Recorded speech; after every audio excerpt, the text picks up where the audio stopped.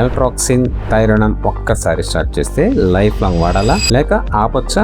ఆపితే ఎలా ఆపాలి? ప్రతి ఒక్కరిలో లైఫ్ లాంగ్ వాడాల్సిన అవసరం లేదు. కొంతమందిలో మాత్రం పర్మనెంట్ థైరాయిడ్ డ్యామేజ్ అంటే primary hypothyroidism, post thyroid surgery, radio iodine therapy తర్వాత వచ్చే హైపోథైరాయిడిజం లో మాత్రం లైఫ్ లాంగ్ వాడాలి. అలా కాకుండా థైరాయిడ్ మెడికేషన్ వాడుతుంటే TSH లెవెల్స్ నార్మల్ గా ఉంటే థైరాయిడ్ మెడికేషన్ ఆపొచ్చు. అది కూడా సడన్ గా ఆపకూడదు.